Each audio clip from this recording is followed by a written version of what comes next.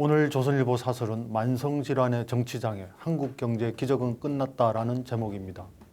영국의 경제지 파이낸셜 타임스가 한국의 경제 기적은 끝났나라는 기획 기사를 통해 값싼 에너지, 노동력에 의존한 한국식 국가 주도 성장 모델이 한계에 봉착했다고 분석했습니다.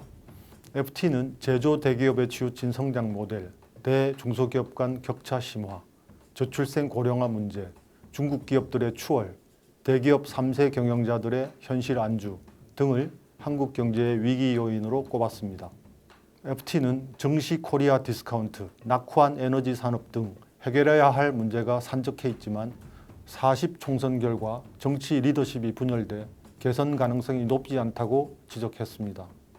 좌파가 장악한 입법부와 인기 없는 보수 대통령이 지휘한 행정부로 정치 리더십이 분열돼 2027년 대통령 선거까지 3년 이상 교착 상태가 이어질 것이라고 했습니다.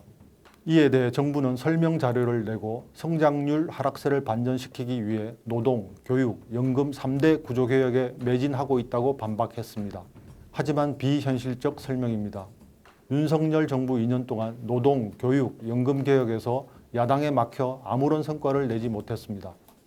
총선에서 여소야대 정치 지형을 바꿔 개혁 추진 동력을 살리는 것이 유일한 개혁 실행 방안이었는데 도리어 반윤석열 바람을 자초하고 방치해 선거마저 망쳤습니다. 이제 무슨 수로 산적한 개혁 과제를 추진합니까? 외국 언론과 외국인 투자자들은 한국 경제의 약점뿐 아니라 정치의 극한 대립 문제까지 우려하고 있습니다. FT가 지적한 한국 경제의 문제점은 어제 오늘 생긴 문제가 아닙니다. 보수 정권이든 진보 정권이든 무한 정쟁을 되풀이하며 문제 해결을 미루고 미룬 결과 만들어진 만성질환 같은 것입니다.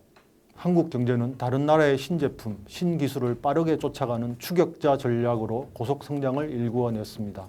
하지만 산업의 고도화, 중국의 부상과 경쟁의 격화로 성장의 한계에 봉착했습니다.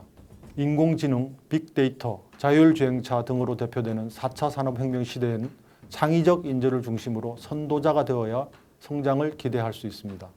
교육, 노동, 연금, 규제 개혁은 경제 체질을 바꾸고 미래 세대의 역동성을 끌어내기 위해 반드시 넘어야 할 산입니다. 국회를 장악한 민주당은 낡은 생각과 포퓰리즘에서 벗어나 인기 없더라도 교육, 노동, 연금, 규제 개혁에 앞장서 퍼스트 무버 대한민국을 만드는 해법을 찾기 바랍니다. 오늘의 조선일보 사설이었습니다.